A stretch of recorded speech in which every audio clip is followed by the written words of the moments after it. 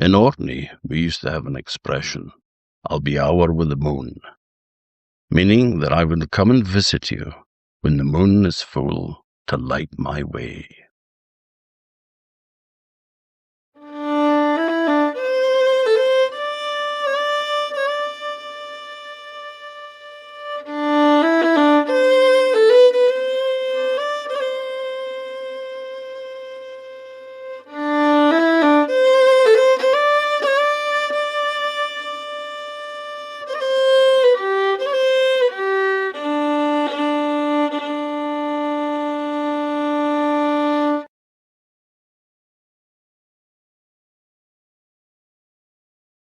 Hello, folks, and welcome to another edition of Hour with the Moon. And this time, there has been a bit of moonshine, so not in that sense, mind you, just in the actual lunar sense. And we have a visitor, although I have to confess, he's online rather than actually being here. But a man that has been here and will again. Very dear friend of mine, Colin Urwin, who is a fine storyteller and musician. And singer-songwriter as well. Let's not forget that. So welcome, Colin. How you doing, Tom? Very, very nice to be there. I wish I was sitting there with you in person, but one of these days I will again. Well, you know what would happen if that was the case. I know. It could make for an interesting conversation after the first bottle. Yeah. But... So, I mean, for people out there, I can't imagine there would be many of them who hasn't heard of you, but in storytelling circles and such like. But you want to just introduce yourself as to like who you are and. Well, yeah, Colin Urwin. I am from the northeast coast of Ireland, Glens of Antrim. I live and so you're just looking out across the sea to the Mull Kintyre. I live about 12 miles from where I was born. I haven't travelled far in that sense. And my passion is the folklore and the history and the songs and the stories and the dancing too of this wee part of the world, which takes in not just this wee corner of Ireland, but also the southwest of Scotland. Because I feel just at home over there as I do here, and it seems so close, and I've spent so much time there. So almost all of my stories and songs and so on come from this wee part of the world. You're not too far for the Giant's Causeway as well, are you? No, Giant's Causeway's right up on the north coast. Less than an hour's drive, leisurely, around the Antrim Coast Road there. And, of course, from all this, I mean, the scenery is beautiful around here. It's very rugged and relatively unspoiled. And I get a lot of inspiration from everything that's around me, everything that I see in nature and the scenery and the mountains and you folk over in Scotland maybe wouldn't think they're mountains. We call them mountains. You'd probably just call them a hill or a bit of slippy grass or something, But they're mountains to us. Well, we're not exactly very mountainous in Orkney either. Oh, that's true. So, yeah.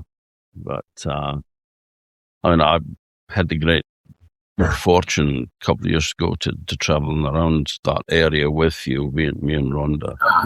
And visiting the Giant's Causeway, which was a big one for me. I mean, it's obviously become very touristy, and it was covered with folk. But it was lovely to see it, But also doing the coast, there was the stories about the Spanish Armada as well. Which I mean, again, in common with Orkney, we have loads of Spanish Armada stories. So every island has got a Spanish Armada story, and yet we don't actually have any Spanish Armada wrecks. To the best of our knowledge, there has never been one discovered. There's one on Fair Isle, which is halfway between Orkney and Shetland. It's part of Shetland. Mm-hmm. But nothing here. But obviously the big difference with your coast is that you do have the wrecks. We do. And that right at the Causeway there, as we were talking about that day we were there when you were over. We have arguably one of the most famous, insofar as there was this great treasure recovered from it, which is now in the Ulster Museum in Belfast, of course, and there's lots of great stories surrounding that. It's the most beautiful place, as you know, and yet they have all this tragedy surrounding the loss of this ship, the Girona. And there was about 1,300 men, or shy of 1,300 men. There were certainly 1,300 men on board when she left Donegal Bay. And less than 24 hours later, she came to grief there at the Giant's Causeway. She was actually sailing back on herself to try and make for Scotland, because the news of all the other wrecks, all the other ships that were wrecked along the west coast of Ireland, trying to get back to Spain. All that news travelled back to the men of the Girona, and they decided that they would try and make it to Scotland, and they were so close. Another half a day's sailing, they would have made Scotland. But sadly, they came to grief on the north coast of Ireland, and all were lost. There was about maybe, well, it depends which historian you read, but 5, 7, 9 are the three numbers that get bandied about. But single figures. Their survivors were in single figures.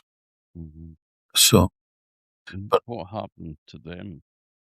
That's an interesting story, because the story goes that the chieftain there at the time was a man called Surly Boy MacDonald, ancestor of the current Earl of Antrim. He lives in Glenarm Castle, just a couple of miles from where I am now, and he was a renowned chieftain, lived to the age of 86 in those days, which was a remarkable age to reach.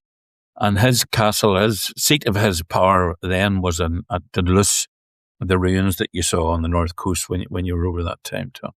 And his men recovered 260 bodies, I think it were, and they were interred in a mass grave at the side of St. Cuthbert's Church, which is now just a ruin, of course. And these survivors, these 5 or 7 or 9 or however many there were, he took them to County Fermanagh, which was on the other side of the country. It's a 3-hour drive nowadays. In those days, goodness knows how long it took them to get there, where he was attending a wedding. And these poor men who had been shipwrecked, had endured this terrible ordeal, were suddenly whisked off to an Irish wedding in Fermanagh. And the story goes that they were eventually repatriated through Scotland to Spain. Because a lot of them kind of came to grief on the shores as well because of the English troops stationed there and in Ireland. Yeah.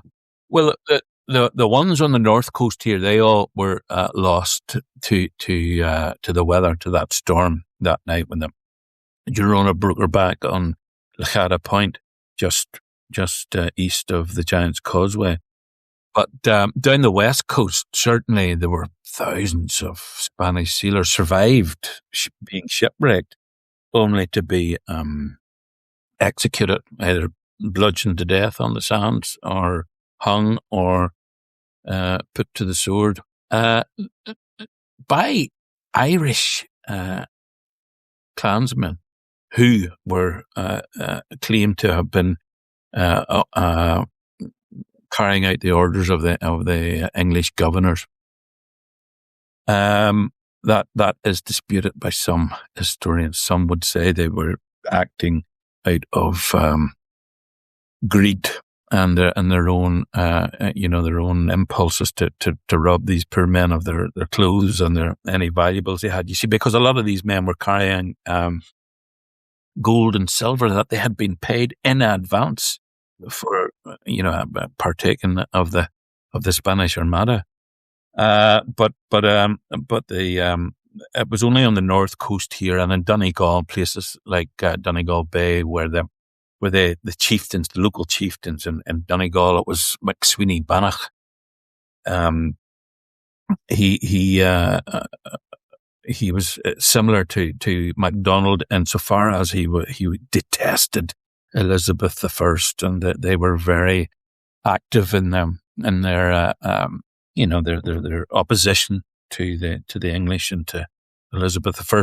And in fact, their kind of opposition really was what brought about the plantation of Ulster in the decades that followed. I mean, the greatest killer of the English sailors was Queen Elizabeth I. Of course, true.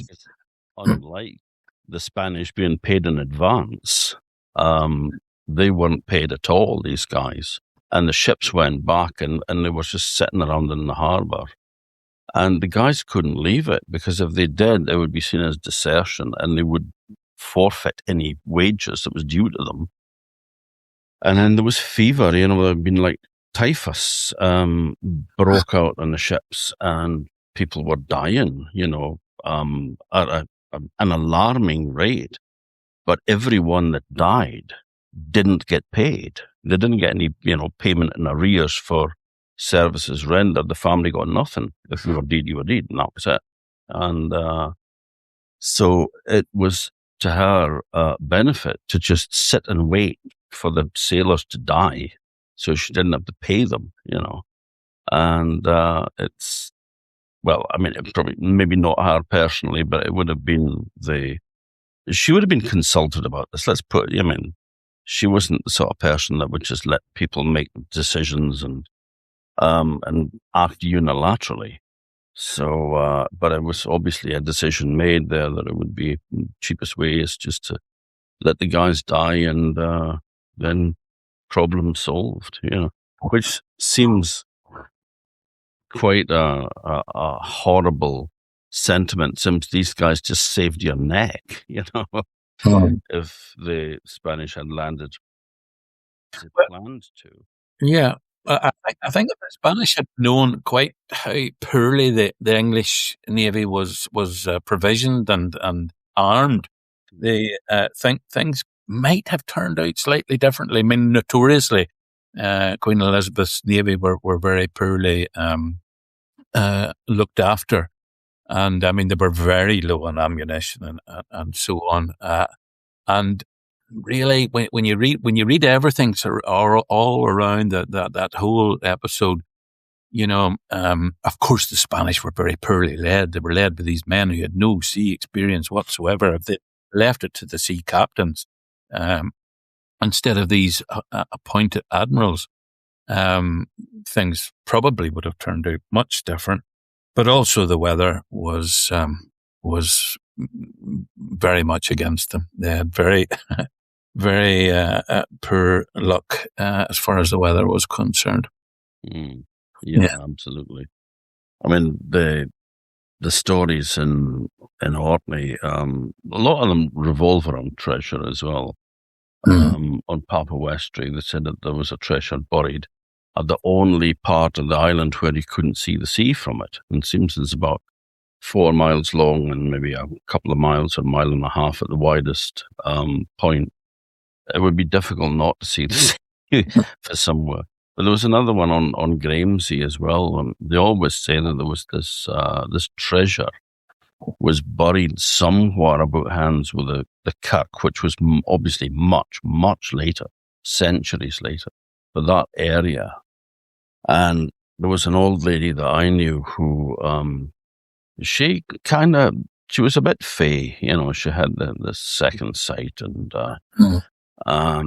and she would be, like met by spirits of her loved ones who were just about to die or had just died and come to say goodbye, So she was a very, wrapped up in that whole kind of spirituality thing. But she had a dream one night that the stranger came to her and he said, "I bet you would like to know where the treasure is buried." And She said, "Oh, yes." He goes, "Would you like to know?" Yes. And he says, "Well, I'll tell you. And then her husband went, "Ethel, it's time to get up," and shook her. So she woke up and missed out on the chance of finding the treasure, So, dear. Yeah. Well, I'm sure up and down the coast there are lots of stories of treasure and Spanish crowns and pieces of eight and so on. But the difference with the Girona was on board the Girona was arguably one of the richest men in Spain, Don Alonso Martinez de Leyva. He was a great friend of King Philip II of Spain, of course, and he. People often ask me, why were they carrying so much gold? Well, it was to pay off the English nobles and bribe people when they actually landed in England. And so he had all this wealth with him. And as well as that, there were so many noblemen on board these ships.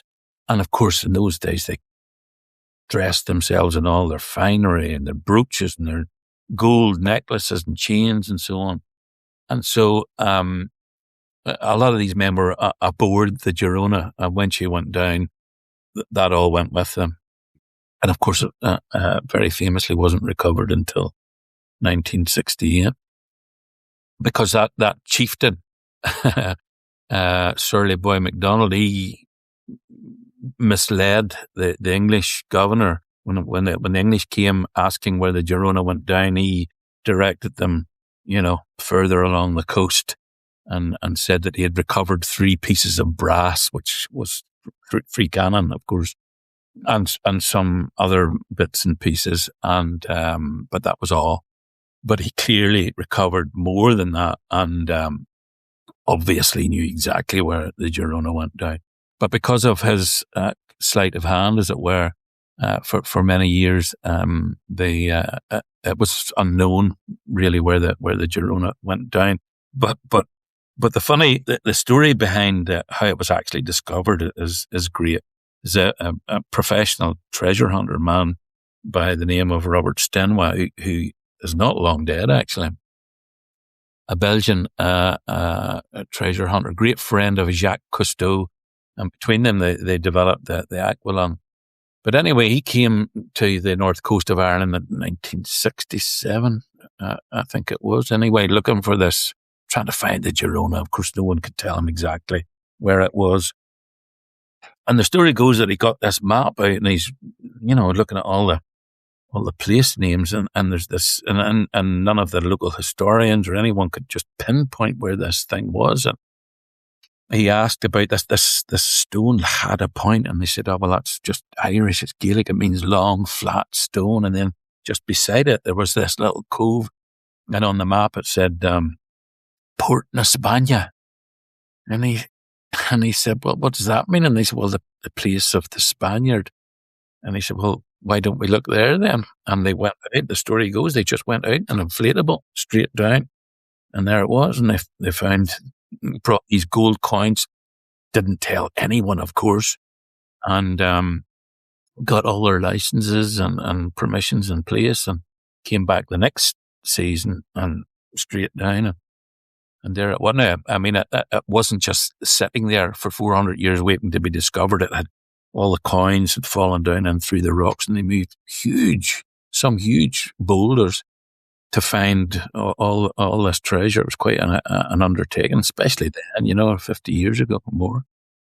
And but as I say, it's all in the Belfast Museum now for everyone, and it's the only exhibition in the Ulster Museum that has been on constant display, or it is on constant display, and it's the one that attracts the most attention and the most interest of all the visitors that come there. Yeah. You'd have had all the ballast stones from the ship as well, that would have been piled up there too, and so which would have made it a bit more difficult as well for finding small things. But kind of exactly the same thing happened when Parks Canada was searching for the remains of the Erebus and Terror, Franklin's ships from his doomed 1845 expedition for Northwest Passage, and they were searching in Terror Bay, as it turns out, which was just a coincidence. The bay was named after the ship, the Terror, but she was actually in the bay, the wreck of it. They didn't know that at the time. But there was a place there with an Inuit name, and the Inuit knew where it was, but nobody asked them. And it turns out that the small island near to where the ship was lost was called the Old Boat Place in Inuit. And they never, until that was pointed out to them by an Inuit, then they had a look, then they found it, Otherwise they would have done side scan, sonar, search for it. But, it was there all along, staring them in the face on the maps.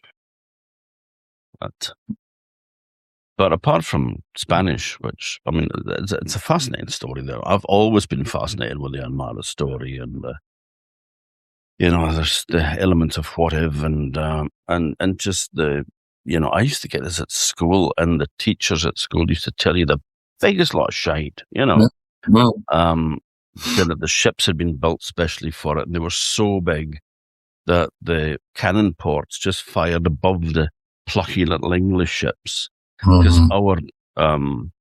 our curriculum was set in London and didn't take in Scotland into account at all, and Orkney even less. But the English ships just went underneath the giant Spanish ships and blasted away at them, and they couldn't hit them because they were so big. They were firing over the top of them. Absolute shite. The whole thing is just mythology, but it's been mythologized a lot, I suppose. But, yeah. Well, very much. It's mythologized as this great victory, of the English Navy over this vast invasion fleet, and really it was, as we've already said, there were largely a question of luck and weather, and But anyway, that's the victors get to write the history, I suppose, as always. But apart from Spanish, I was going to say, you've got you have a whole wealth of folklore around your area, and I guess the fairy folk, the good people, would be probably the most predominant. Would you say? That's a good question, Tom. Yeah, well, I'm not sure about that. I possibly in times gone past, but from my personal point of view, I would tell less stories about the wee folk than I do about anything else. But I suppose in times gone past, they would have figured largely in the storytelling, the folklore of this place.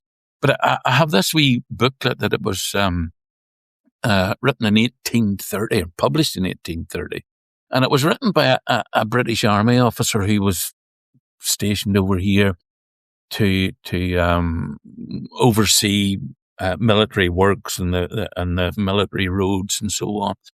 But he'd written extensively on other aspects of life here as he perceived them. And he comments in his little booklet about and he's quite disparaging about the local people, because he thinks it's a very primitive thing to do, to sit around and tell these stories. And he specifically mentions the Fianna and Finn McCool and Oisin and that kind of thing. So and maybe that was just the thing that he encountered most. And he's only one individual, of course, but that struck me as an interesting observation in the early part of the 19th century, that people at the Glens of Antrim were telling those stories. But they very obviously did, of course, tell stories about the wee folk and the fairy thorns and all that kind of thing. Of course, they obviously figured largely in their storytelling. The fairy thorns. So the fairy thorns are the hawthorn trees. It's a hawthorn tree, but it's the countryside's full of hawthorn trees. They're used as boundaries in the fields, and along with the stone dikes, as we call them. But a fairy thorn is one that's out on its own, very often wind sculpted and so on. They just have a look about them, and they you know, to even take a dead branch, a fallen branch, to bring that into your home was sure to bring misfortune and bad luck to your family. To cut a branch is another magnitude of misfortune and bad luck, and to cut a fairy tree down is just, well, that would just be, it would be to bring absolute disaster down on you and yours. And of course, there's lots of stories about these thrawn farmers. There's a local word for you. Thrawn, you know, thick, stubborn, disbelieving of the old ways and the old folklore, who want to clear a piece of land so they can plough it, and they cut the tree down. And, well, of course, disaster follows. Or in some cases, they get a chance at redemption, where, you know, an old wise woman will come along and tell them, or a wise man will tell them, you know, you shouldn't have done that. Disaster's sure to follow. There is only one chance for you, and that is if you place £2 of silver, you know, in the old money, when there would have been 20 silver coins in a pound, silver shillings. I place that on the stump, and maybe, if you're lucky, or place gold there, you know, as recompense. And if you're lucky, that maybe the fairy folk will take that as your offering, and, you know, and so there are some stories where this individual who has committed this terrible crime against the fairy folk gets a chance at redemption by making this payment. But more often it's a case of, well, you know, you've made your bed, you'll have to lie in it now. Wee local story, it was as one there where a boy, he uses a piece of hawthorn as a, you know, to make knuckles for his boat.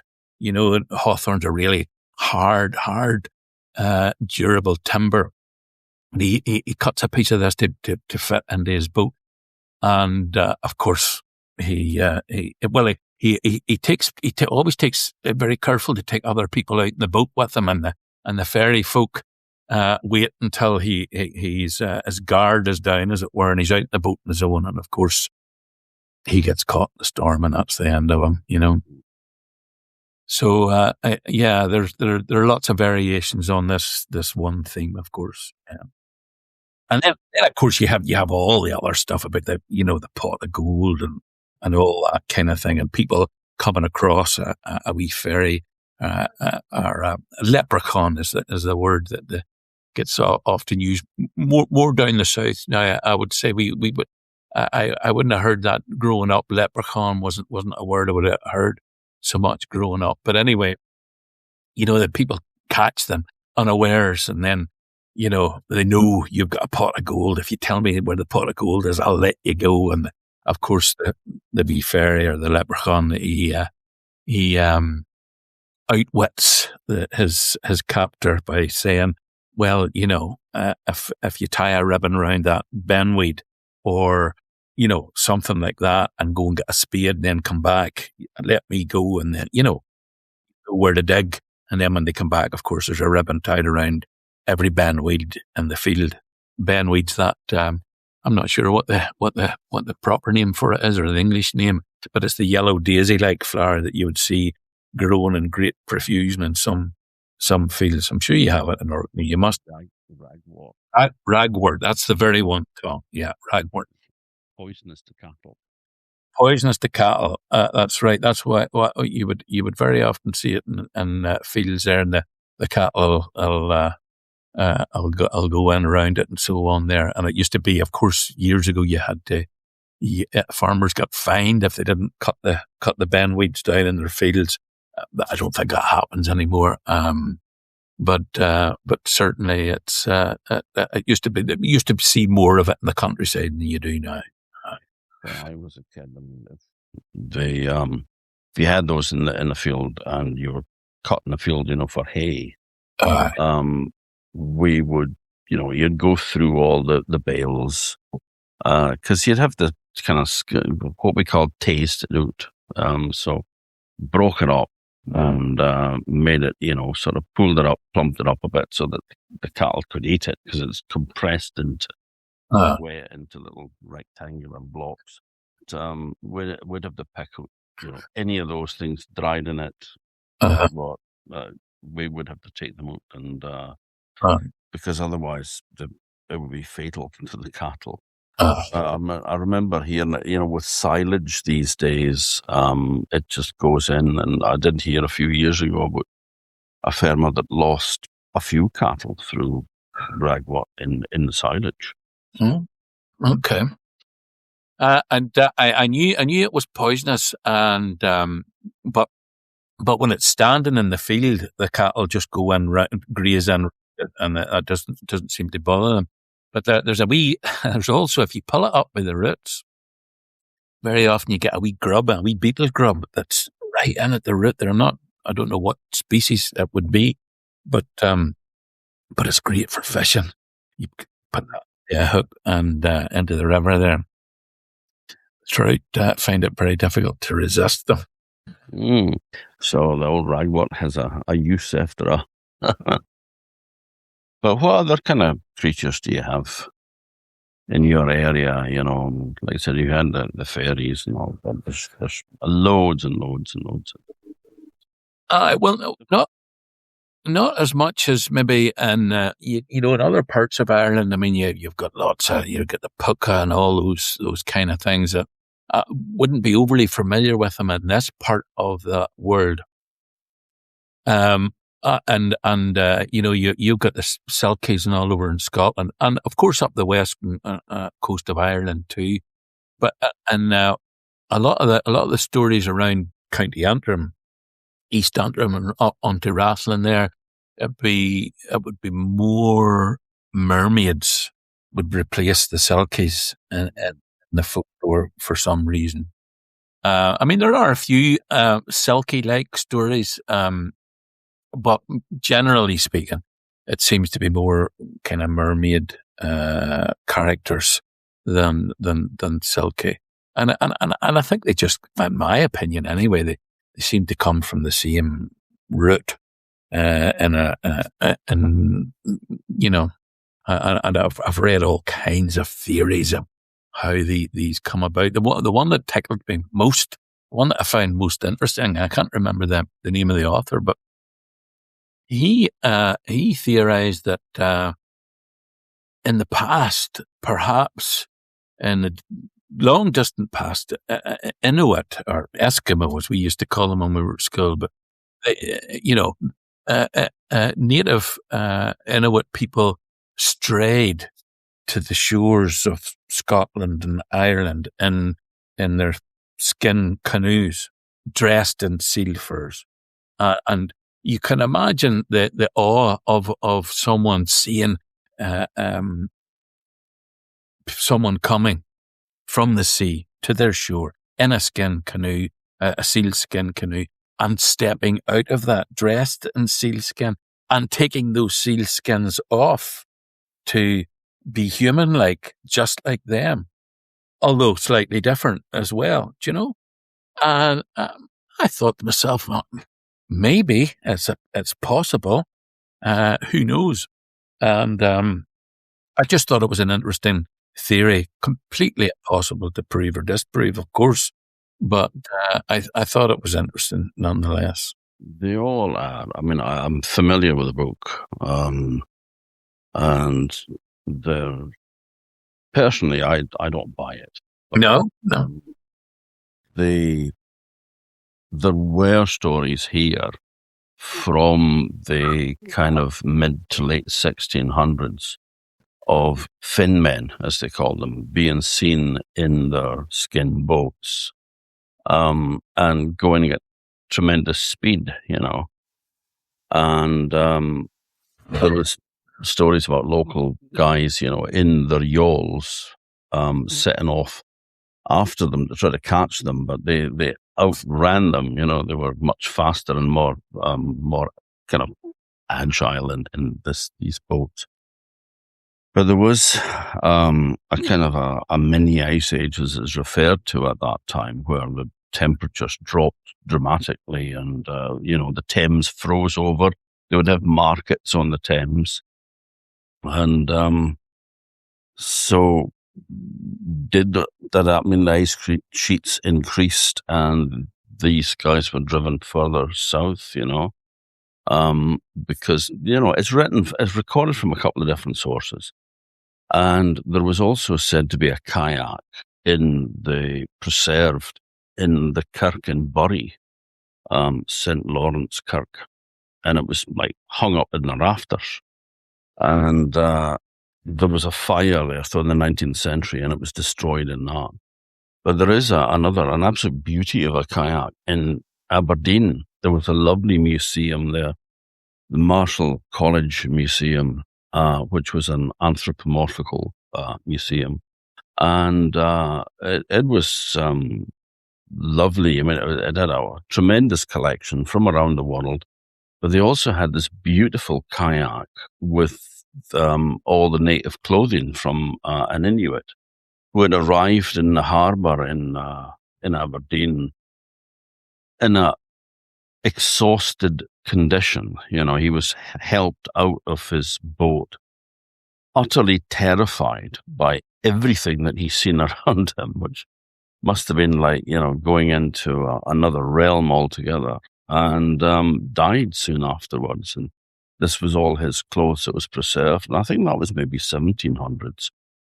But it was argued that maybe some of these guys were kidnapped by whalers to bring back, to put on display, come and see the Eskimo for a penny or something like that. You would pay your fee to go in and look at them and go away again. Just, like an exhibit in a zoo. And then when they got nearer to Britain, they kind of thought, oh, is this really legal? So they sort of dumped them over the side in the kayak. That was one theory, because down in Aberdeen, there was a lot of whaling ships going down there, and also Dundee was the big whaling stations, capital in Scotland. So, an interesting thought, but you don't. Yeah, there's certainly recorded cases of Inuit being seen in Orkney. I can't imagine that the whalers would have had too much concern as to the legality of exhibiting an Inuit that they'd captured somehow or another off the coast of Greenland. But it's interesting to theorize on these things. And that canoe is in Aberdeen.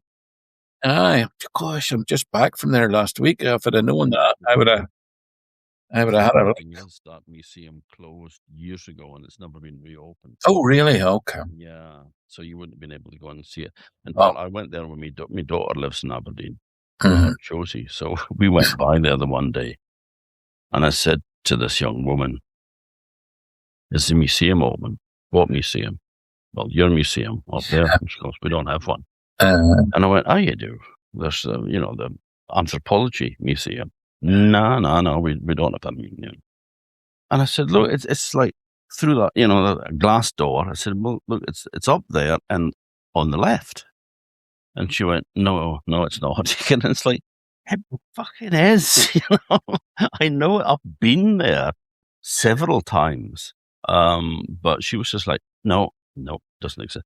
Which, I mean, was, as far as she was concerned, nobody had ever told her. I mean, it wasn't her fault. She was just saying what she believed to be true, But yeah, a fabulous, complete, not only the kayak and the clothing, but the inflated seal skins that was used on harpoons.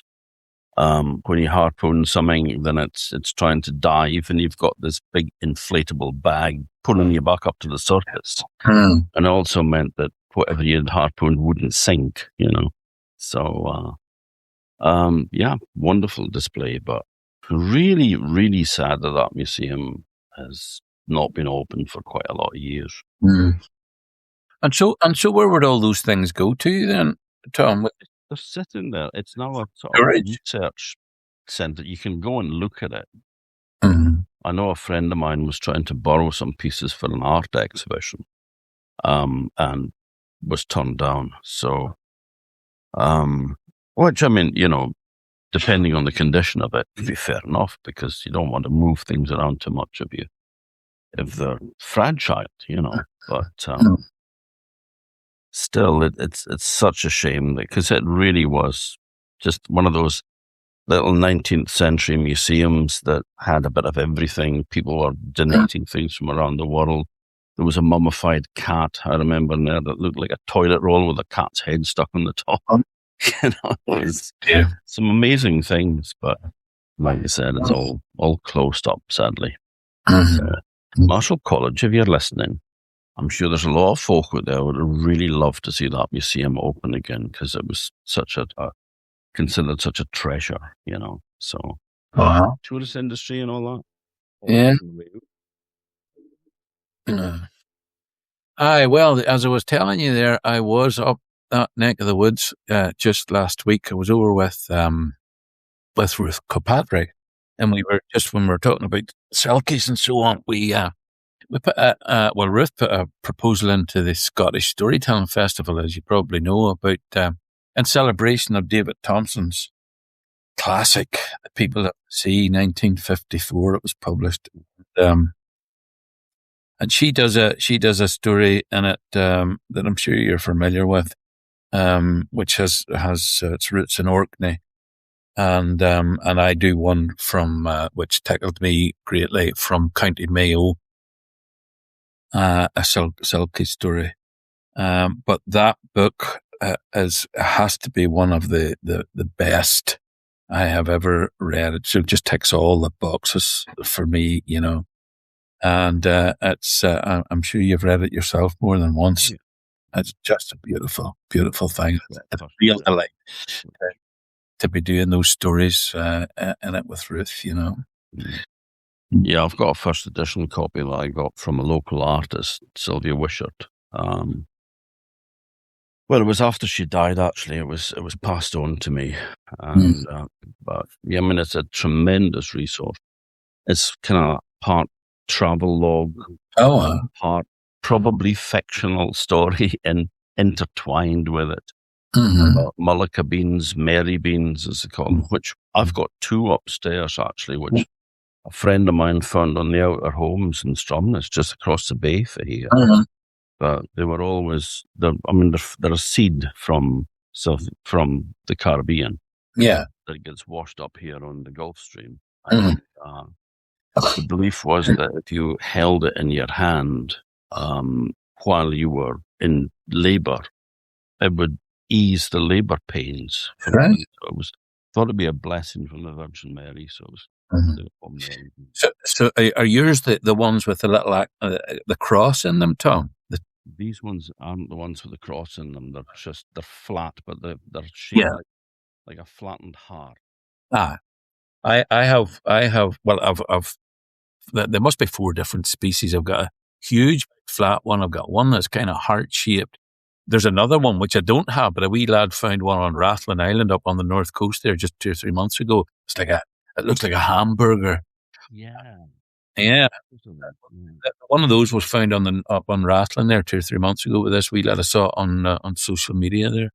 But I've got one of the, it looks like a conker, a horse chestnut with the very distinctive cross in it. And that's the one they referred to as St. Mary's bean seed, Well, obviously with a Christian connection there. But I was telling when we touch on this in our show, The People of the Sea. But when we were putting the show together, we were talking about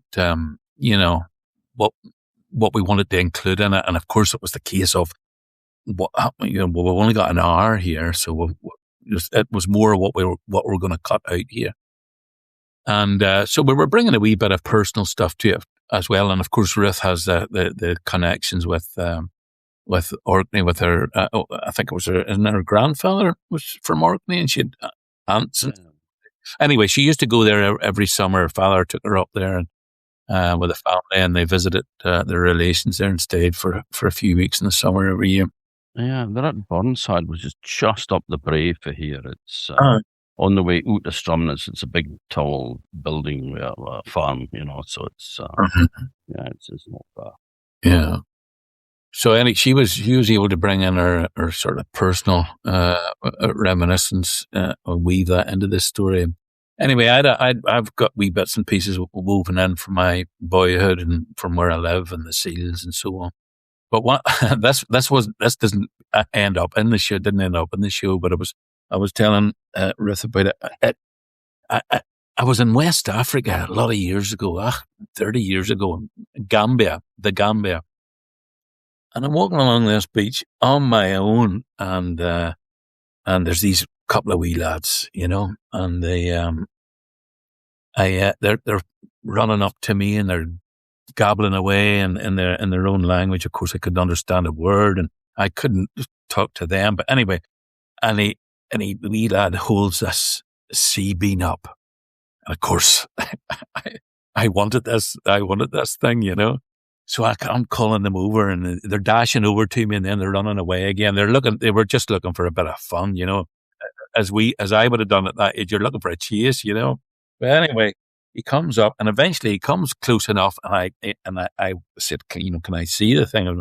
And he won't let me see it, but he sign language. He gets me to put my arm out. I've hold my forearm out, and he gets the sea bean, and he just rubs it very quickly up and down the soft skin and inside of your forearm there. And he just does it about half a dozen times, and it burns like a hot coal. And of course the two wee lads are away screaming and laughing. They think this is hilarious, But then I tried to get them to come back, because I wanted to see the thing, and they would hold it up just to let me see it, but they would not let me. They didn't. He did not want to let that out of his possession, And poor and all as they were, that was a precious find for them. They were having so much fun with it, But it reminded me on the story in the book of when Thomson is walking along the shore, and he meets the two children, the young girl and the young boy, and she has just found a Mary bean, and he wants to see it, and she won't let it out of her possession at all. And he only gets to see it later on when she takes it home to her grandfather, And I often wondered to myself, did those wee lads have something else? Was there something else? Was there some other intrinsic value to that sea bean that they had found, or were they just having a bit of fun with it? Or I don't know. But I often wondered about that, Well, it could have had some real significant connection to them. I mean, it could be a good luck thing. That's people believe that if you had one, you wouldn't drown as well. Which, that's right. If you were a fishing community, that would be worth more than any money or anything. No, well, all these folk that lived along where I was there were all seafaring folk. They're all fishing. They went out in these big long, wooden canoe type boats, into these huge breakers. And so they're bound to have similar, ideas about folklore and superstition and so on that we would have, Absolutely. Yeah. Do you want to tell a story from the show? From the show? Is this something that's on the go? Well, it's on the go. That's what I say. We're just back there. We did a wee gig in Pennycook and one in Bankery, and then when we come over to Ruth's coming over in August, and we're going to do 3 or 4 shows here. We're doing it in the Heaney Centre in County Derry, and where else are we? Gosh, I can't remember. Oh, Bush Mills in North Antrim, and 1 or 2 other places. So I maybe won't tell a story from the show, No, I'll maybe hold on to the stories from the show. But there's other stories in that book there. You were mentioning there about the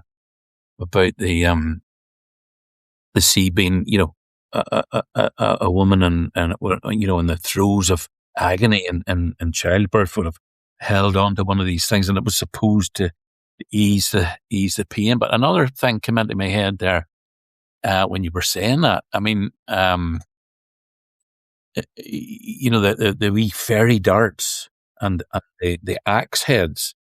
I mean, they were very often found. They're less often found now. But when people were closer to the land and working the land more closely with horses and so on, they came across the little arrowheads. I've got a few in the cabinet behind me here, and the axe heads, and I'll just get one now. Actually.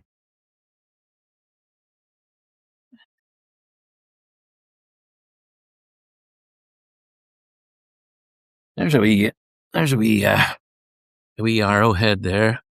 Can you see it? Leaf. Arrowhead. Neolithic.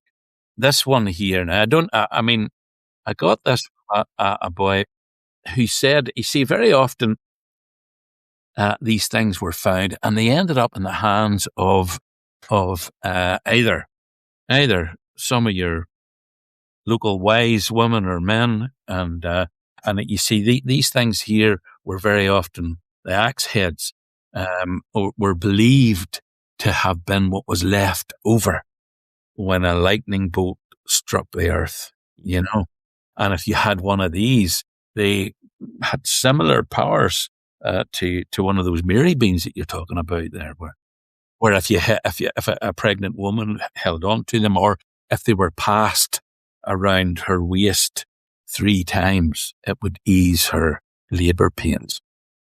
Because just to explain for the folk listening, of course, it's a beautiful Neolithic polished stone axe, which is black coloured, and is that local stone?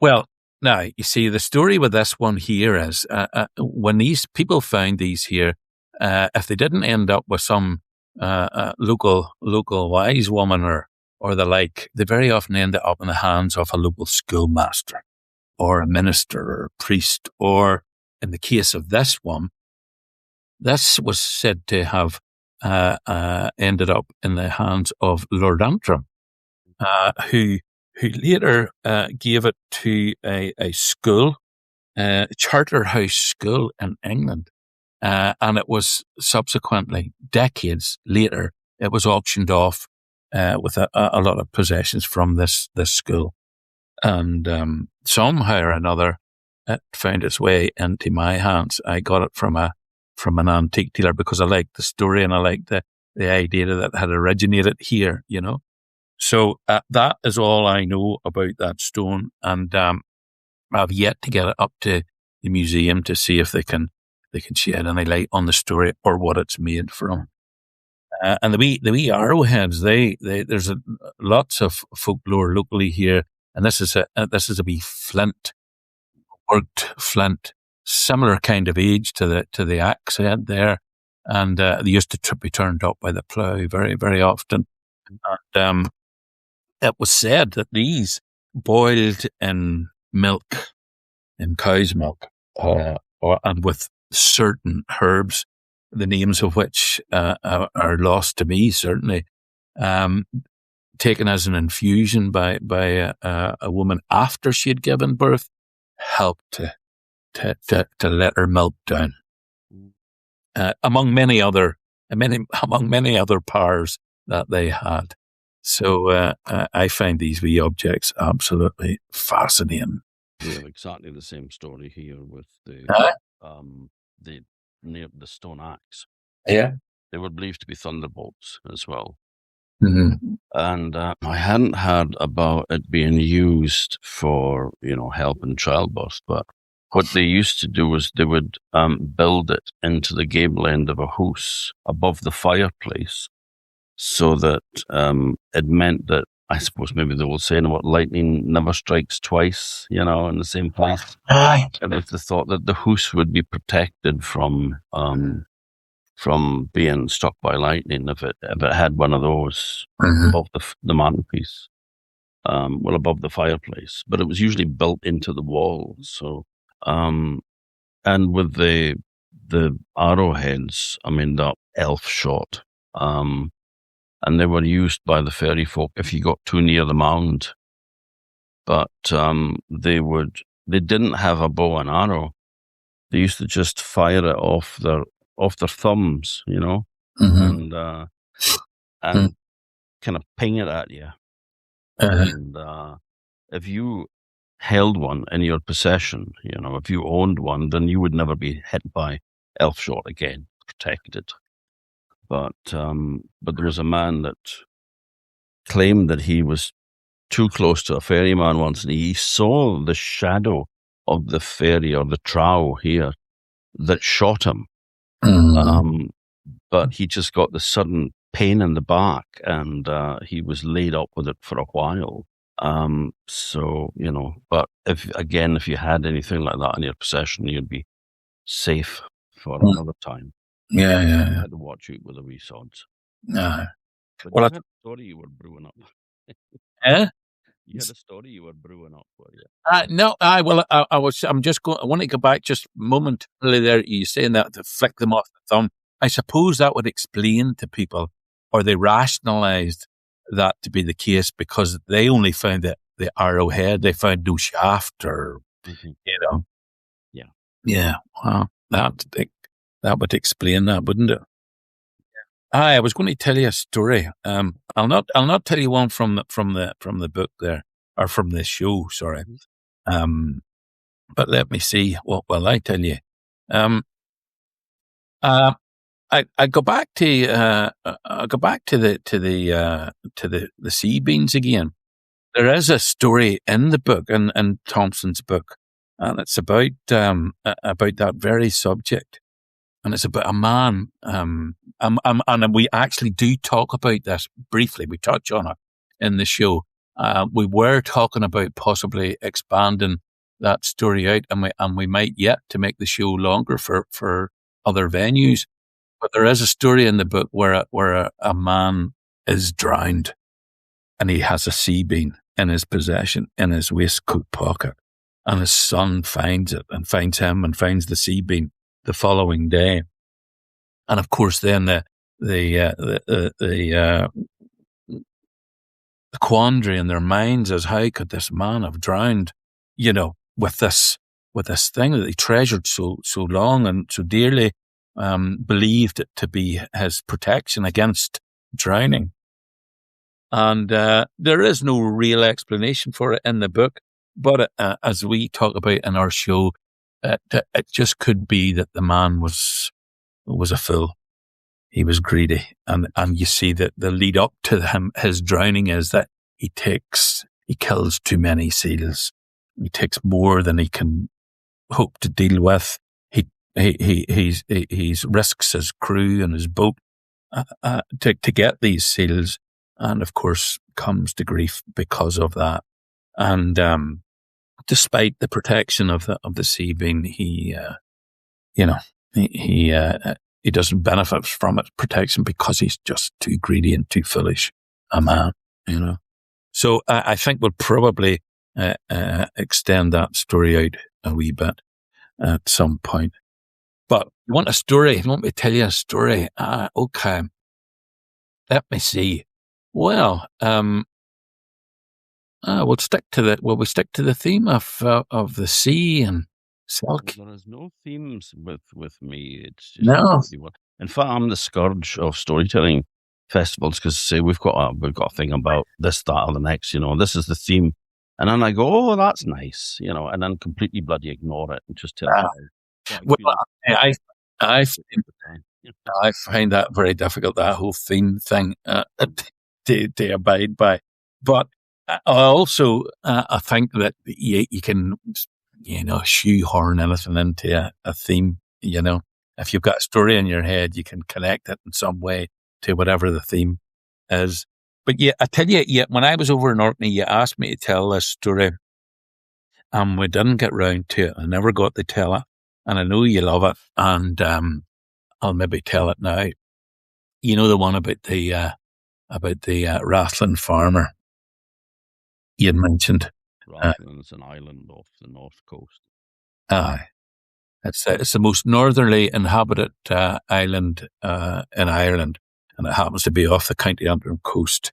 And there's about, nowadays, I suppose there must be about 120 or 130 folk or something living on it. You know, I think the population maybe swells a wee bit in the summertime, but thereabouts, you know.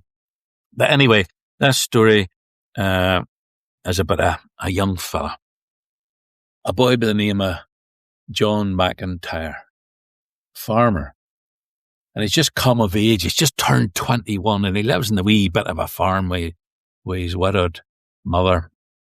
And it's only 30 acres of sprits and wins, as they would say over here. In fact, his father always used to say about the wee farm that you could fatten one cow on it. 2 would survive, but 3 would starve. And as he turned 21, and he inherited this wee bit of a farm, but anyway, that was not his main concern. And on his birthday, his concern was getting over to the mainland, taking the boat over to Rathlin, over to Ballycastle, for the Lammas Fair was on. And he thought, turning 21, he would go over and celebrate this great turning in his life. And so he got himself all spruced up. He gave his mother a kiss on the cheek, and he got his wee boat rigged up, and he sailed across to Ballycastle, and he tied her up at the quay there in the town. And of course, the Lammas Fair was on, one of the biggest fairs in the country, and the whole town was a throng with horse dealers and traders and tankers and card trick men and musicians at every pub door. And he goes up through the town, and I suppose maybe in his head was getting a drink for the first time, legally at least. And but of course he wasn't in the town 5 minutes, and he spied this wee lassie, and she was, as they always are in these stories, Tom, the most beautiful woman he'd ever seen in his life. She was dainty and barefooted, and her hair tied back in a ponytail, and whatever way the autumn sun caught her hair, it just shone like a rook's wing.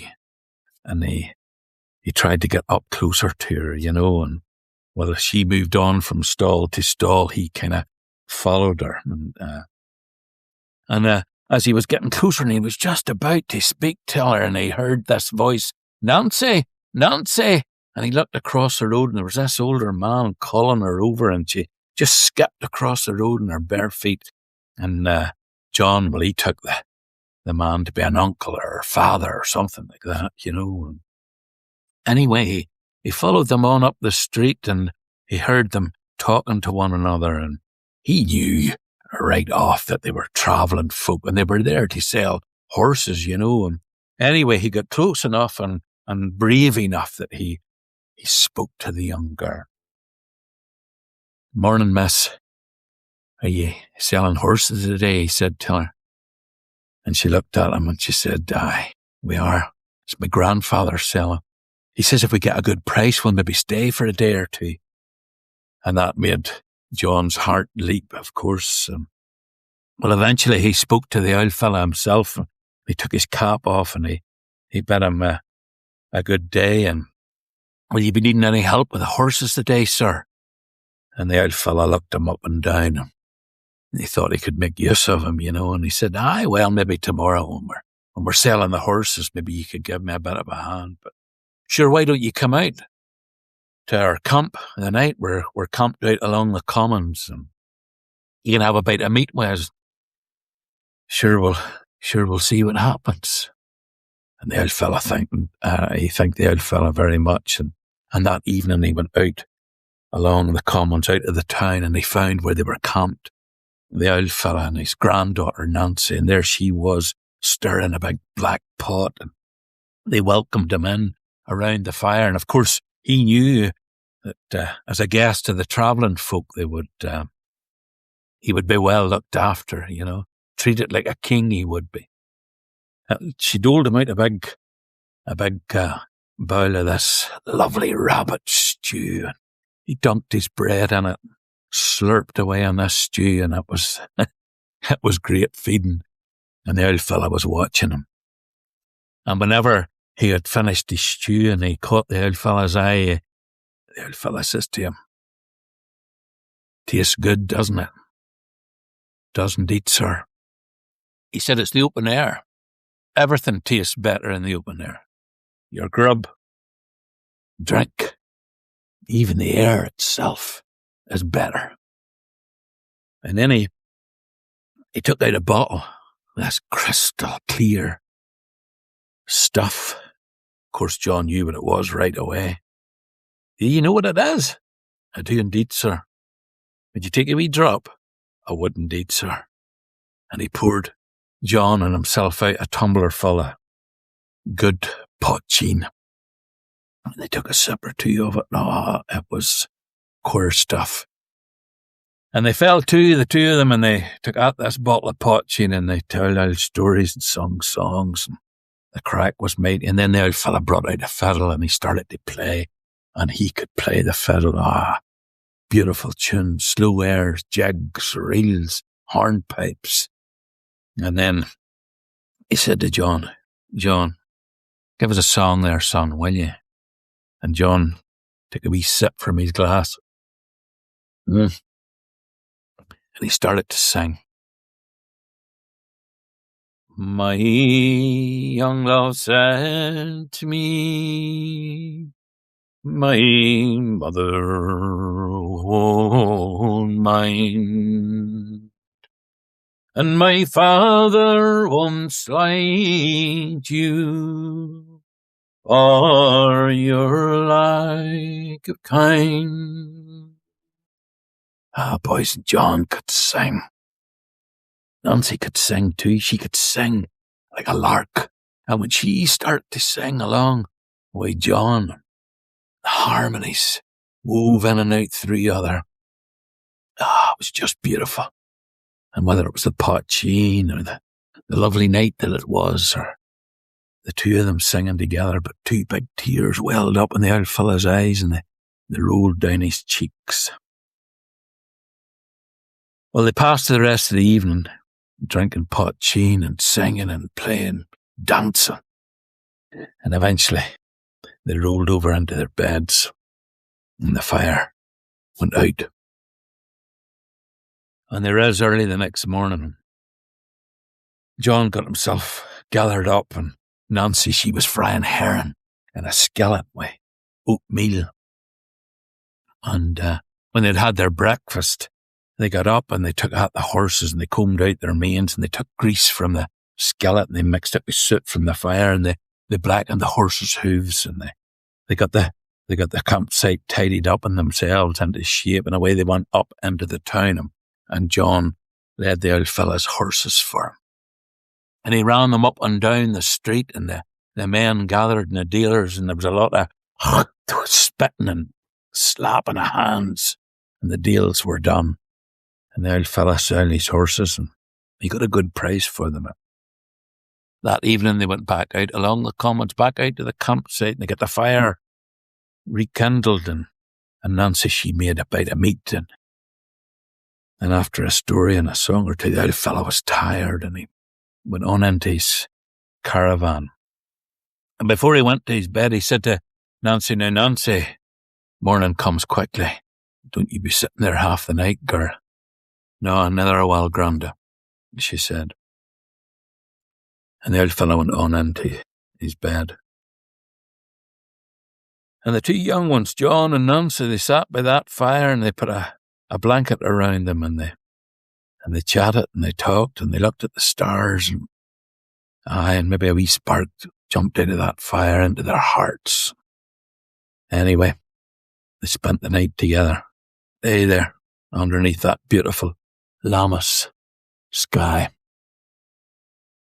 And the next morning, when they woke up, the only thing to cover their modesty was a corner of that horse blanket And when they looked and gathered themselves about them, the fire was out, and the pots and the pans were gone, and the caravan was gone, and the horses were gone, and Nancy's grandfather was away. Well, she got herself into a whole tiz, and she bounced up and tried to get her clothes on, and John was the same, and he pulled on his breeches and his shirt, and when he was pulling on his waistcoat, he felt the weight in it, and he put his thumb and his finger into the waistcoat pocket, and there was a wee leather bag, and he opened it up and he tipped it out onto his hand, and it was 24 gold sovereign coins. "What's this?" he said. Nancy said, "It'll be my dowry. My grandfather's left it for you." And he put them back into the wee bag, and he pulled the drawstring, and he tried to give it back to Nancy, but she wouldn't take it. "No," she said, "that's for you. It's not for me. We must find my grandfather," she said. I must explain everything to him, and I have to get him." And so they went up into the town, and they asked everybody, and they searched everywhere for him, but the old fellow was gone. There was nothing else for it, but John would take the wee lassie back over across Rathlin Sound to the island, and his mother. Of course, he knew she would be pulling her hair out in handfuls, and the neighbour folk would all be talking behind their backs. Oh, that would be a wild scandal. But he didn't care. He didn't care. A team of wild horses wouldn't have dragged him away from Nancy. Now, he was in love with her, and she seemed in love with him. And anyway, he took her over, and she moved in with him and his mother. Oh, there was a lot of trouble about it. But anyway, they got past that, and he was as happy as could be. He didn't think it was possible to be any happier. Time passed, of course. Nancy's waist began to thicken. Oh, it was a wild talk of the island. Everybody was talking about it. Yeah, they soon found other things to talk about. Anyway, as it was coming up near her time, Nancy began to act very strangely. She was very irritable, and she couldn't be pleased. Restless she was. She wouldn't lie in her bed all night. And he was telling the old fellas out the field when he was working, and they were going, "Son, that's normal. A woman coming up in her time, she's bound to get a bit crabby. Don't worry a thing about it. Sure, an old cow, when she's about to calve, sure, she's the very same. Sometimes you're better just letting them be." But anyway, May Eve, Nancy gave birth to the most beautiful wee daughter you ever seen. She was like a wee doll, a great shot of black hair, just like her mother. In fact, she was so like her mother, there was nothing else to call her, only Nancy. And John thought, after the birth that she would come back into herself again, but she did not. She got worse. She got more and more restless. She started to leave her bed at night. One night, John followed her way out along the shore down to the beach, and she stood there staring across the water at Ballycastle. John thought she was sleepwalking, and he'd heard it was not a good thing to wake someone from their sleep like that, so he never disturbed her. And eventually he spoke to his mother about everything that was going on. "Oh, son, do you not know what's happening?" But he didn't. "Son, Nancy's a traveller, son. She's never slept in the same place twice, ever in her life. And you're trying to make her stay here in the island. It's no life for her at all, son. It's like prison for her.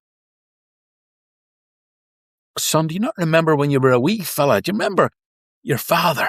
Remember he used to go out into the winds and the gorse bushes and catch them wee birds, the wee linnets, the wee Winnie Greys, he used to call them. Do you remember? And he would bring them back and put them in a cage up above the porch there.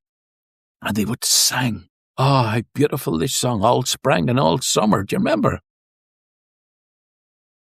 And then, as the summer passed, they stopped singing. And their feathers got drab and began to drop. And they stopped eating. And your father knew if he didn't let them go, they would only die. And he let the cage open. And away they flew. And that was all she said. Well, the summer passed, and Lammas time came round again, and John knew the fair would be on in Ballycastle. One morning he said to Nancy, "You know, the fair's on in Ballycastle this week. Why don't we go over? Take the wean with us. And sure, maybe your grandfather will be back at the fair again, and it would be nice for him to see the wean." And she bounced out of the chair and she threw her arms around him and she kissed him and she hugged him and she thanked him, and she got herself ready that morning and got the wean wrapped up, a shawl, got her into her arms and a basket on her back, and John took her over in the boat. And when he got tied up in the quay, he got them landed up onto the quay, and he put his hand into his waistcoat pocket and he took out that wee bag of coins. And he said, "Here, Nancy, take this. It's yours anyway. If you see something in the town there for you or the wean, buy yourself, treat yourself to it." I'd got to go back to the island, and he made up some excuse or some chore or other he'd forgotten to do. And he said, I'll be back after. And sure, we'll maybe stay a day. We'll get a lodging. And away he went back over to Rathlin in the boat, left Nancy and his wee daughter on the quay. And that was the last time he ever laid eyes on her. They never met other again. And John, he moped about the island for 2 or 3 years after that there. Aye. And then, when his mother died and he got her buried, he could stick it no longer, and he sold the old place up to a pittance for a neighbour and farmer, and he come over to the mainland. He took a wee cabin on Murlough Bay, just looking out across the sound at Rathlin. And he lived there like a hermit. Got everything he needed from the sea. The wee boat he kept tied up down below the cabin. But once a year, he would make the trek up over Fairhead and down into the village to the Lammas Fair, and there he would meet the old fellas he used to know, and Workway and Fishway. He would have a drink or two, maybe even stay a day or two, and then he would go back out over Fairhead and back down into Murlough Bay to his wee cabin, and there he would spend the rest of the year in his leaf alone. And the years passed, 17 of them in fact. And one year he got up to get himself ready to go to the fair, and he looked out the door and there was a big sea mist, and you could hardly see your hand in front of you, and he said to himself, I'm not going over Fairhead the day to that fair. If the weather clears tomorrow, maybe I'll take a race over then. And right enough, the next morning it had fared greatly, and he got himself ready, and he went up over Fairhead, down into the village. And on his way, he was walking across the top of Fairhead, and something caught his eye, and he looked across at Loch na Cranach, and there was a swan, a single swan, just gliding across the top of the water as the sun shone down on the loch. It was beautiful. He'd never seen the like before. And then something else caught his eye on the other side, just at the edge of the cliffs, and he went over and he picked it up. It was a shawl, a woman's shawl. And he got down on his hands and knees and he looked down the sheer cliff, 400 feet to the rocks below. And there he could see a body of a woman And so he retraced his steps. He went back down the grey man's path and along the bottom of the cliffs, and he came to the body. And he turned it over. And bloodied and bruised and battered as it was, he recognised the young girl straight away. For it was his daughter, Nancy, the spitting image of her mother. Broke his heart, the man, they say. He took her over to Rathlin and he put her into the ground beside his mother. And it wasn't too long after that till he went into the same grave. Absolutely heartbroken, the people said. And years and years and years later, there was an Englishman, a tourist, on a walking tour around the north coast of Ireland, and he was up taking that trek along the top of Fairhead, and he got benighted. And very wisely, he decided that he would make camp down along the side of Loch Nachranach. And he lit himself a wee fire and got himself sheltered. And the whole night, that man never slept a wink. For he heard this singing, this unearthly singing the whole night. It never ceased. Until dawn, until the mist cleared. And as soon as it had done, he got his goods and his gear together and he got himself down into Ballycastle as quick as his legs would carry him. And he told all and sundry how he had heard this beautiful singing the whole night long. And the folk just said, aye, they know. You see, because the people all around there, they knew about the young girl that sings up on Rathlin, up on Fairhead, and when the sea mist is in. Aye. And then they told him the story, all about her. And so if you're ever up there on Fairhead, when that sea mist comes in, and you hear that singing, don't be afraid. Because, of course, it's only young Nancy McIntyre singing for her father.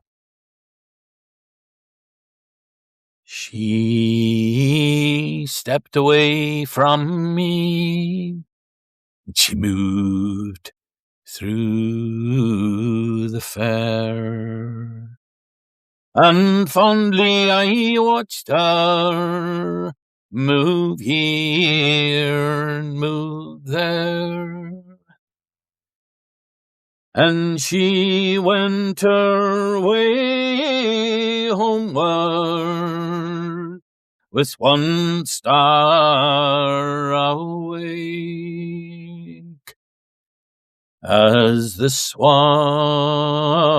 in the evening moves over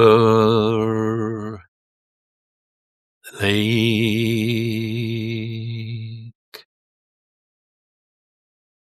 Yeah. Man, that is a powerful story. Really, really moving, man. And you sing beautifully as well. God, I haven't told that story since.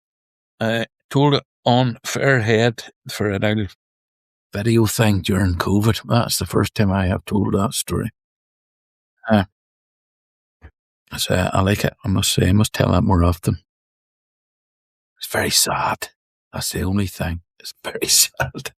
Yeah, but that is what is so moving, obviously, about it. It's, life is not all about laughing and fun and great times and such like. I mean, that's a very small percentage of life. Yeah. So, it's all part of the cycle of things, but it's just such a beautiful story. And I love the song as well. I mean, it's a really old song. Padraig McCollum collected, as a credited with collecting the song. And whether he put it to an older native tune, or whether that's the tune that he collected, I can't just remember. But it's a very old song. And you published that as well, I believe, in the book, The Madman's Window. Oh, that's in the Madman's Window, published by Orkneyology Press, of course. I never heard of them either. A wee indie press up in Orkney there somewhere. Bunch of chances up there. Wouldn't have trusted the bugger if I was here. You'll never see a penny of royalties or nothing. Yeah. No, I am very proud of that wee book. It's very popular around these parts. In fact, I sold 2 or 3 yesterday at a wee gig I was doing in a library locally here. And of course, The Madman's Window catches people's attention all the time, that title, because and they wanted, is that a real place? And of course it is. It's just outside the village of Glenarm. And the photograph in the front of the book there is it's not a mock-up, it's a real place. And of course there's a lovely story in connection with it too. But it's not on the main tourist trail, you see, and the cars just whiz past it there, and unless you go in search of the place, you don't find it, But I go to it almost every day, and in fact, when I'm finished with you here, Tom, I'll be going to it very shortly thereafter for my daily walk out the shore. Give it my regards. I will. I'll send you a picture. Lovely. That'd be delightful. But I mean, Madman's Window it's a lovely collection of stories of yours. Are they? They're old tales that have been reworked by you, are they? No, most of there's 1 or 2 old tales, literally 1 or 2. The vast majority of them are, for example, the Madman's Window is a real place, and there was a bit of a legend there, and the legend simply is that it was so named because a local fisherman used to go out there and stare out through this portal. There's a hole. The Madman's Window is this big natural rock arch with a portal, a window, a hole that you can see the sea out through. And this young lad from the village used to go out there and stare out through, lamenting the loss of his lover, his girlfriend, his sweetheart, until he lost his mind, hence the name. And we snippets of folklore, legend like that, just make that don't have anything else in connection with them, seem to me just to cry out to have the story fleshed out. And that's what the book is largely full of. These little snippets of folklore, history, legend that I took and kind of put the flesh on. The way, and I know you see these programs now where the archaeologists dig up a skull of a Viking or a Neanderthal or something like that. And they use computer programs and then these artists who flesh out, with clay modelers, and they recreate what this person looked like in real life. That's what I kind of feel I'm doing with these wee scraps of folklore. And so a lot of the stories in it are like that, where I've taken a scrap and developed it into a full-blown story, which I tell.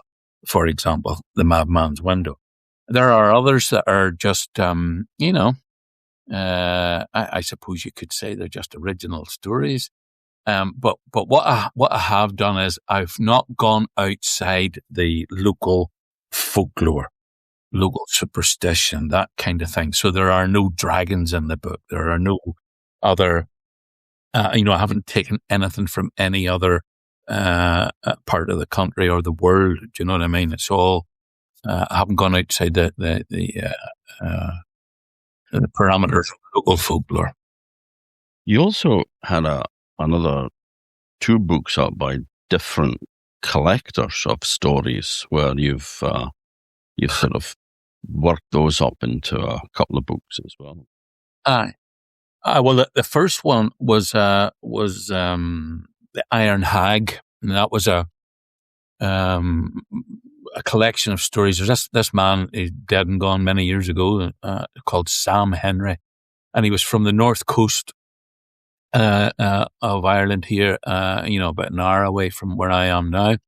But he very famously collected songs and stories and all kinds of folklore and so on.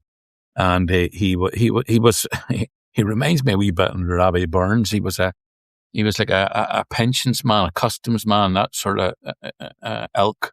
And he went around the countryside on a bicycle. And latterly, his job was to ensure that the older people were claiming the old age pension in the way that they should. And of course, back in the 1930s and so on, people were very distrustful of officialdom. And so they didn't want to engage very much. But Sam played the fiddle and the tin whistle, and he sung, and he played, he liked stories and so on.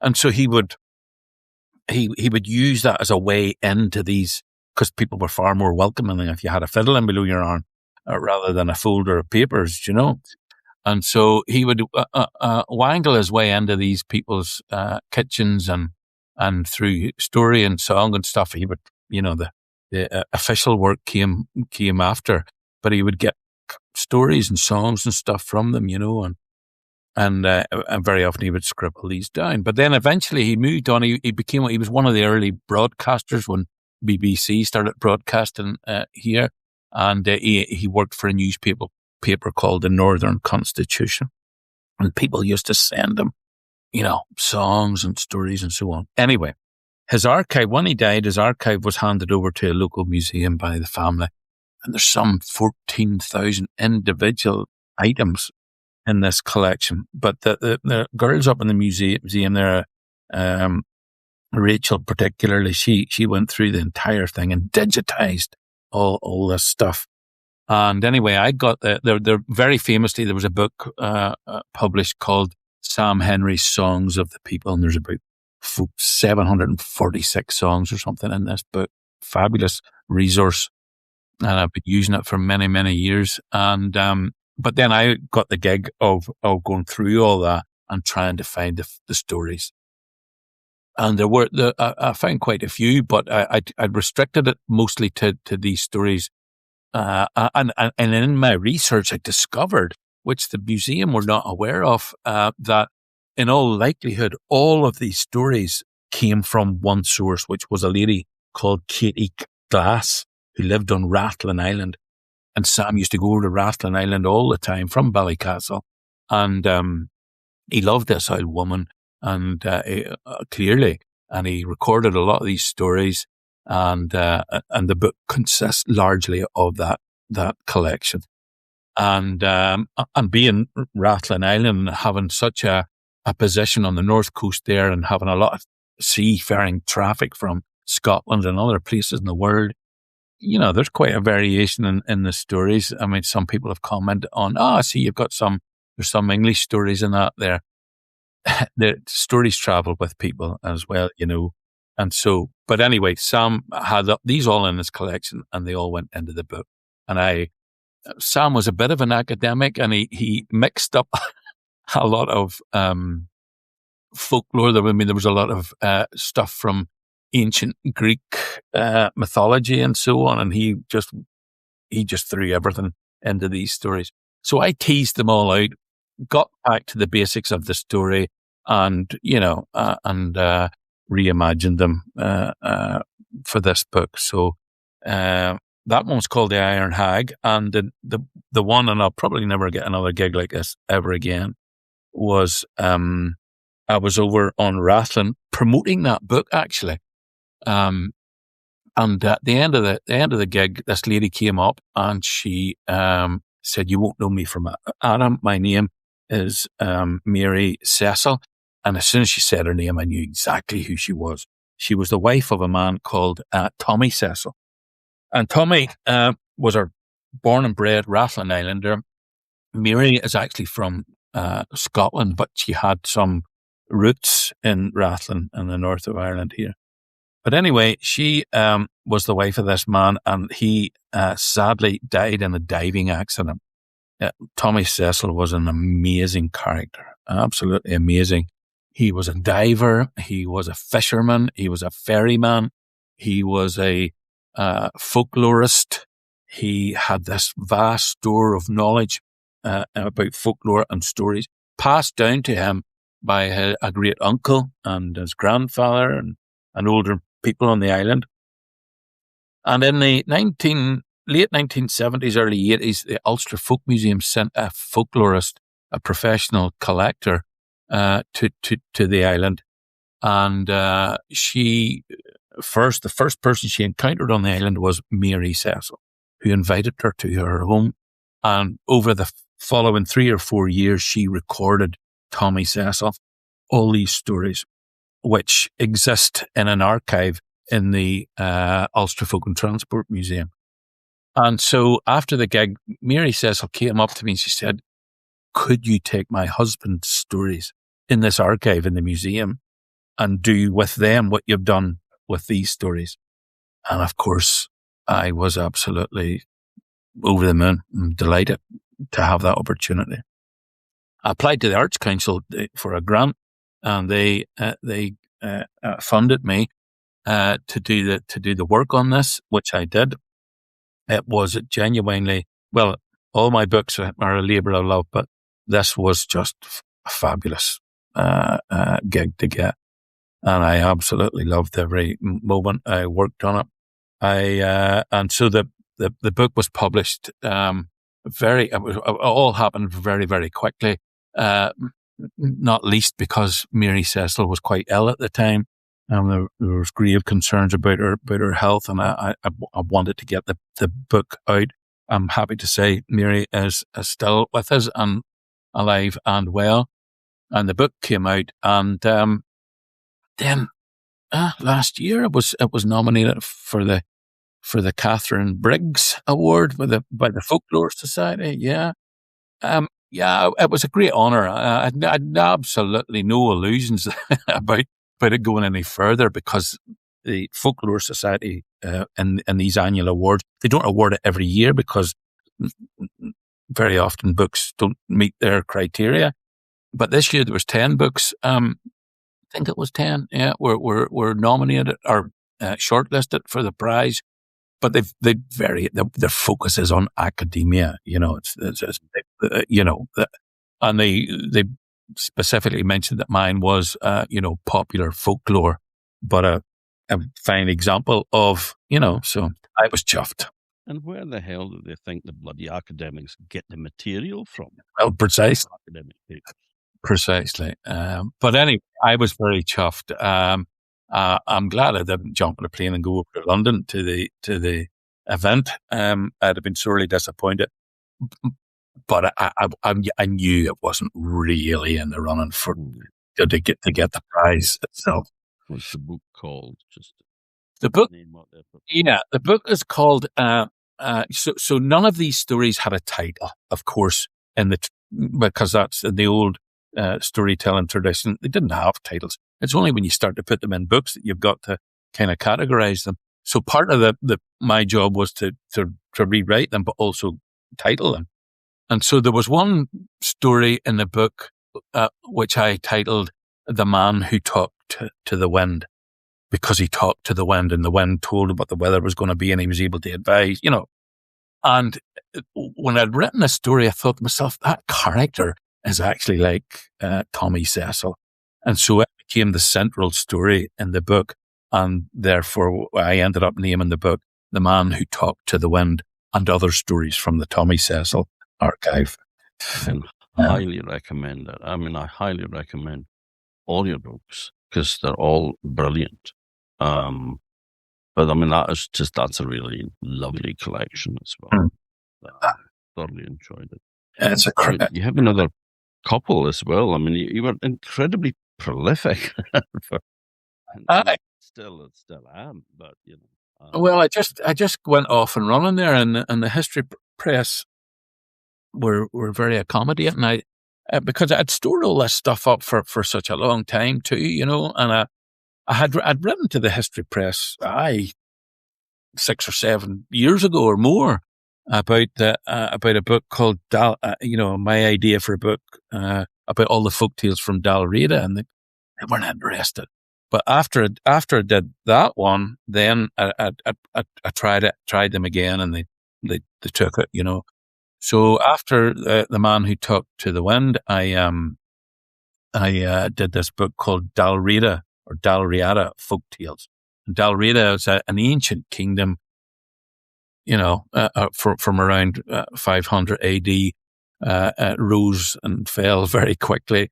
And it encompassed, from about the Isle of Skye southwards down through the western seaboard of Scotland, Hebrides, down to the north coast of Ireland, took in Rathlin, all along the north coast and down the Glens of Antrim, perhaps as far south as Carrickfergus, which is not far from Belfast. But anyway, I've always been fascinated by the idea of this kingdom, and this of course when these islands were split into these small kingdoms. There was no such thing as Ireland and Scotland and England and Wales, and so most of my stories come from what is this region, and so they took the idea, and away I went and produced this book, and fascinated to discover these stories in old collections that were told on Skye, for example, which have an equivalent that were told in the Glens of Antrim. Not that surprising, really, when you look at the geography and so on.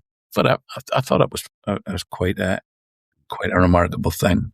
Yeah, because Dalriada, like you said, it took the northern part of Ireland and like Argyll and then the lower Hebrides.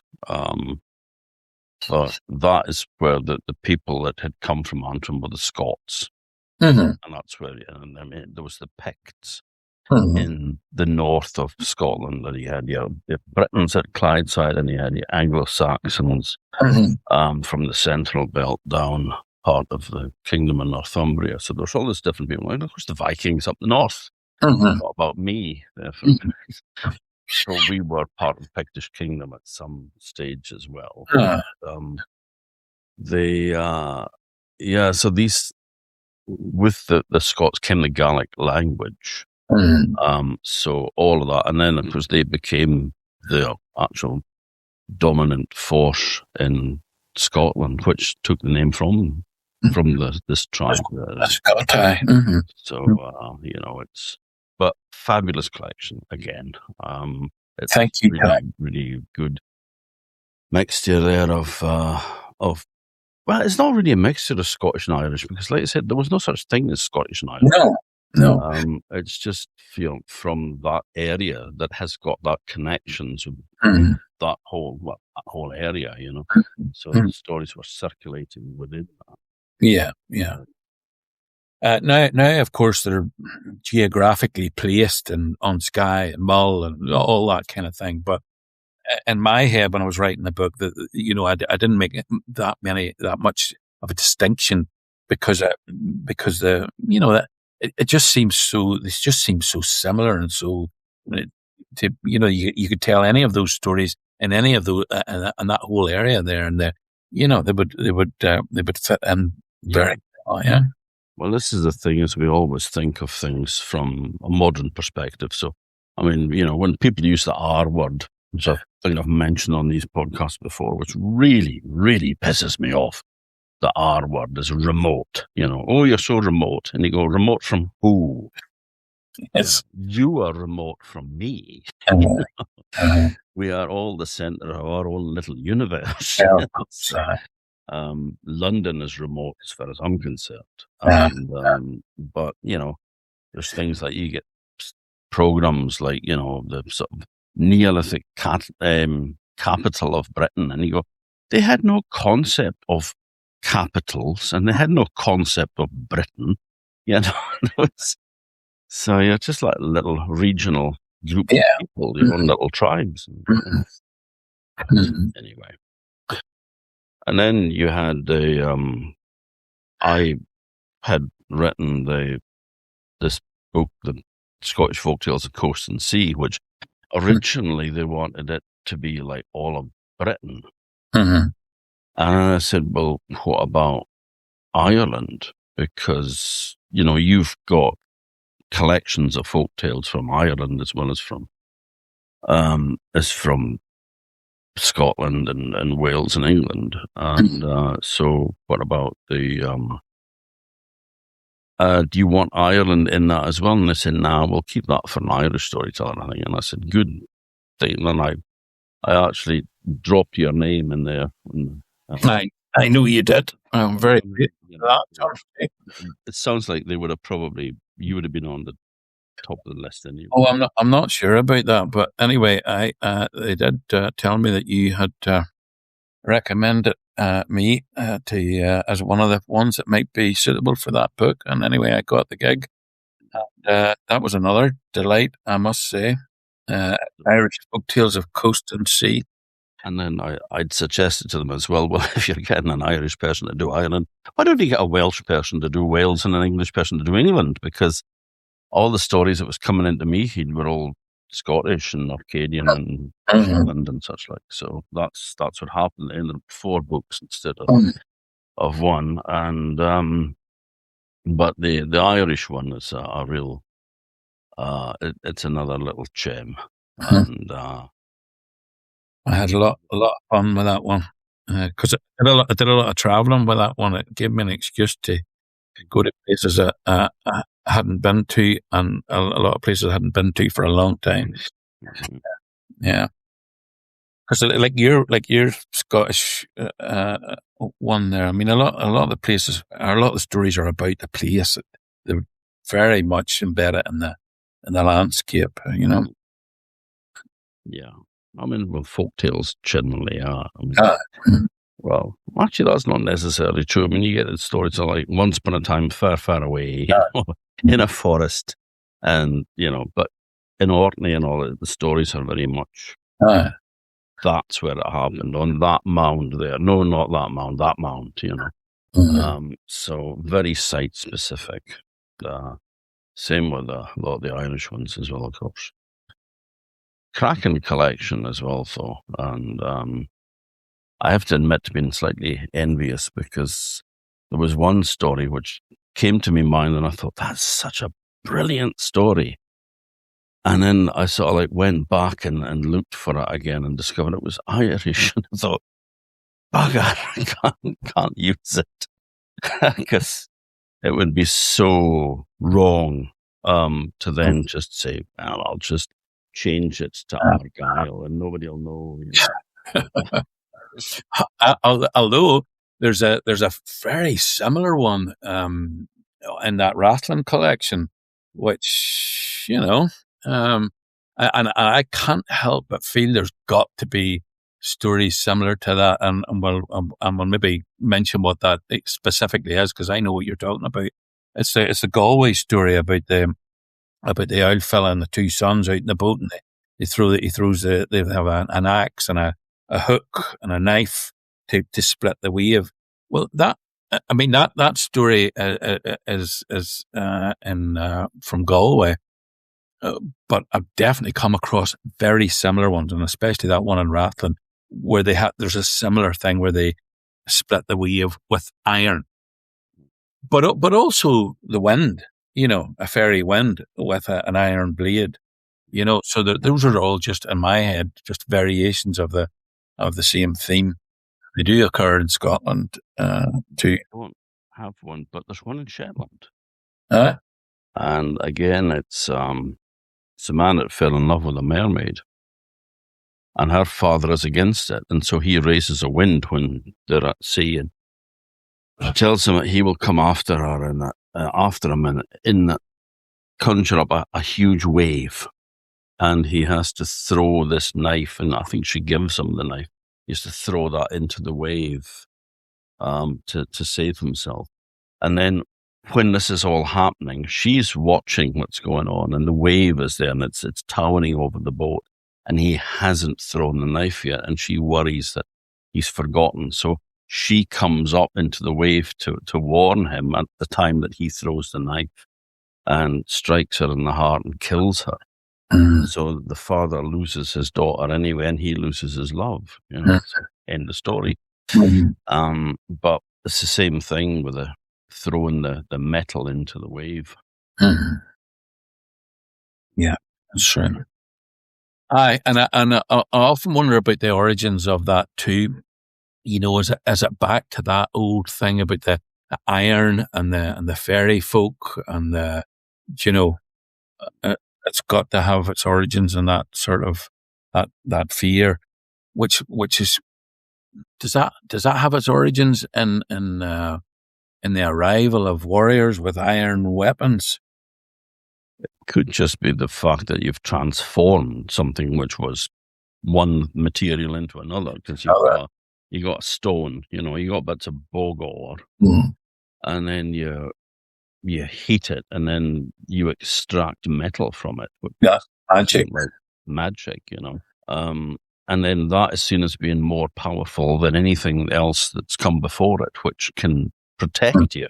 Because it's always metal, that protects people from fairies or any evil. So it's I suspect it's probably quite old, not belief. Yeah. I mean, you're not only do you storytelling and writing and all that, but you're a singer-songwriter and you perform, and I believe that you've just won an award recently with the Cayley Band. Yes, and so the singing and the songwriting and so on was probably more to the fore in what I've been doing for decades than the storytelling. Storytelling was something a very minor part in my life until I got introduced to this storytelling world. This professional performance storytelling world, which I had no idea existed. Absolutely none. I was a feeling that was the same. 26 years ago, I had no clue. People did that. But I mean, I always wrote recitations and told an odd story. Especially, I used to do a lot of hill walking and mountaineering and stuff. And when you're up on a bothy on a hillside for the night with 2 or 3 boys, that's how we put the night in. And it was everybody had their party piece, to do that during the evening. So, but nowadays I incorporate it all into one thing. If I'm doing a show for an hour or an hour and a half or 2 hours, there'll be storytelling, song and recitation and mixed in all that, and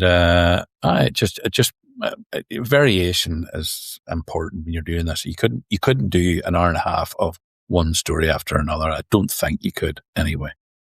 You've got to break it up with song and verse, and that just kind of works for me. But the award thing, the band is a separate thing. I've been playing in this Cayley band for over 25 years. My goodness, and we play weddings and conferences and occasionally birthday parties and so on. And we we do a lot of gigs, and these wedding awards come up every year, and we don't go in for them every year, but sometimes this year we got nominated by somebody, I don't know who it was, and then it's like a kind of public vote, the brides, and we encourage, of course, social media, we remind people that we're still there, and so that reminds all our the people who have come to our Cayleys and enjoyed them, which are very many, and they vote. And this year we won a couple of awards, actually. We won an Outstanding Achievement Award in one category, and we won the big one was winner of the Wedding Entertainment of the Year. That was the award that we won, which is nice. And reminds people that we're still there, because we don't advertise anyway. I haven't advertised for about 15 or 16 years, But it's nice that it's come from a public vote as well. I mean, that's a real kind of thumbs up from from folk rather than just being some group sitting around in a smoky room making decisions, That's right. Mm. So that's lovely. But I mean, the storytelling, it was kind of Liz Weir that got you into that, was it? Because it was through Liz really that we met. Yes. During COVID, because that's right. Yeah. The Eamon Barnes sessions. It's still going. Actually. It's still going. I'm never on it now because I just simply don't have the time. Tom, in the back of the real world, that was great during COVID, wasn't it? Those Saturday nights, and you were out in your wee cabin there. It was lovely to have somewhere to go. And Liz wasn't the only one. There were lots of them, as you know. And I just simply don't have the time anymore. But yes, Liz introduced me to this world that was out there of professional storytelling. Where you went and got paid just to tell stories, which, as I say, I had no idea existed. But because the funny thing was, I was going well at the singing. I was getting loads of gigs, and I had a medical condition, I suppose we could call it, that sort of curtailed my singing. I wasn't able to do those, 2-hour gigs anymore, and I kind of started to drift off into other things, and then Liz introduced me to the whole storytelling thing, and that took off. And then a year or two later, of course, COVID came, and we were all in the same boat, But since COVID has passed into history, things have all taken off again, and I am between the band and the gigs, I'm full built again. Yeah, I mean, you're all over the place. I mean, you're doing things all over. I mean, it's really. I guess we've probably taken up plenty of time now on your only day off. I'll miss a day off in 6 weeks. I feel I would feel kind of guilty if I had a conscience. Fortunately, I had that surgically removed at birth, so I'm fine with that. But no, I should let you crack on. But is there anything else that you want to add? Anything that you think you never asked that? No, absolute pleasure to talk to you, Tom, as always. And I appreciate you mentioning all my books there, but I would also like to mention your fine collection of publications. Are absolutely always a treat to flick through and pick stories out of. And anybody who is not aware of them should get on it and have a look. Kind of you to say so. I'm going to stop you there because I'm Arcadian and we don't do compliments. But you've got a website though, which I would like to, because I mean, obviously, the Madman's Window you can buy from Orkneyology.com if you wish to, but you've got a website as well where you've got CDs and books and such like, and so what's the address of that? Well, if I could maybe point folk to the website, it would be it's www.colinurwin.com, and of course, Urwin is spelt with a U, which I always have to tell people because they spell it themselves with an I or an E or something. But anyway. And all the books and the CDs and all are on there. Now, you can't buy them from the website, but I direct people to where they can buy them. For example, Madman's Window, Orkneyology Press. But I'm just getting it revamped actually this weekend with a few new wee things that are on it. The last thing maybe I should mention, which is I feel a great honour. I have recently been appointed Seanchaí to the chief of the Antrim MacDonalds, the current Lord Antrim, Randall, the 15th Earl of Antrim, which is a lovely thing. I did my first gig actually before Christmas down in the castle he at Christmas time he assembles all his many the people who work on the estate and for all his various businesses and so on. And they all assemble in the castle. And it's a lovely evening of we eats and champagne and wine. And he asked, would I come along this year? And as the first year of being the Seanchaí and tell a story, which of course I did, and with great joy. So, Seanchaí, for anybody that doesn't know, is a storyteller, a singer, a poet, a genealogist, the keeper of the family history. And so we have some plans afoot to write stories and songs and verse about some of the great characters in the family and some of the events that have, and the many events that have taken place in that family over the last several centuries. Oh, that sounds fabulous. I remember my old pal Lawrence Tulloch saying that he went to Ireland. I think it was Liz that had him over. It was in the north.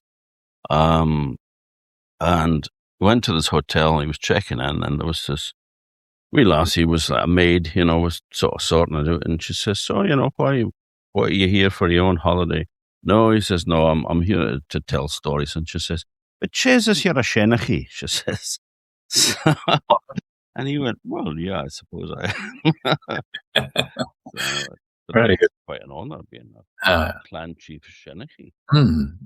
It's a nice thing. Of course, I had to get myself rigged out and all kinds of tartan and socks and brooks and aye. I'll send you another picture, Tom, when I get that. I'd love to see that. Oh, great.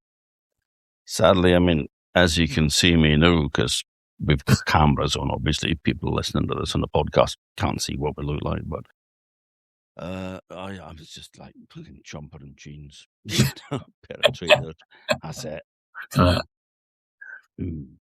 Well, I'm looking forward to see what this new role brings in the future. Of course, I was the falconer down there for a lot of years, and I had a great time down there. Some of the people that I met that came to the castle there, it was totally amazing. Well, that's wonderful. Thanks very much for joining us. And I did take the liberty of asking in an email if you would sing us out. Aye. With an old song that I'm very fond of. Yes. I had it through the Pogues originally. Oh, the Pogues version. A bit earlier than that. Well, I do remember singing this in Orkney, and I did sing a different version of it there. I'll sing a wee version of it here that I got from Len Graham, the famous local singer. And John Campbell. Aye, that's right. He would have been over at Orkney at that time, I'm sure. They were up for the folk festival, and it was an absolute bloody disaster because I was asked to come along and introduce them. And then they put them on the bloody bus to Evie. So I turned up there and I went, where's the storytellers? And I went, oh, they're heading to Evie. So we've sent somebody in a fast car to try to stop the bus, like pull in front of it and stop it, get them off, bring them back. So when it came to the actual thing, it was just me. And I'd gotten those three lasses that was playing fiddle, and I got them bribed to come through and do a wee bit of fiddle music by buying them beer. And I mean, I wasn't being paid for this.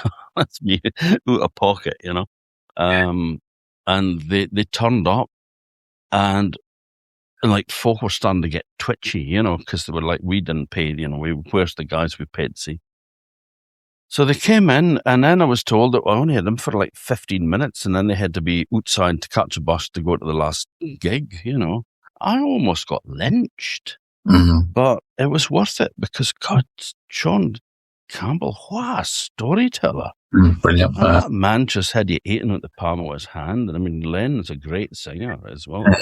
Wow, John was something else. Love to have seen more of him. Aye. He was outstanding, no question. Then Graham came from, his people come from Glenarm here. But he's very famous around these parts, and well, you know, all over Ireland, and of course he's toured in America and all kinds of things, played with different folk bands and so on. But one of the lovely things, a lot of the songs that he got, where he went to an old fella called Eddie Butcher, who lived again up on the north coast, a famous traditional singer. And Eddie Butcher is my wife's great uncle, and so there's a nice wee connection there too with Len. But anyway, this is his version of this song, and he got it from another old character in a pub one night called the Cross Keys. I am told, at least that's the story I'm told. This is the County Antrim version of The Parting Glass. Thanks very much for agreeing to this. Thanks for listening, folks. And to sing us out, Colin Urwin. A man may drink and not be drunk. A man may fight and not be slain. A man may court a pretty girl and perhaps be welcome back again. As it has so ordered been, what is once past can be recalled. So fill to me the parting glass. Good night and joy be with you. Oh.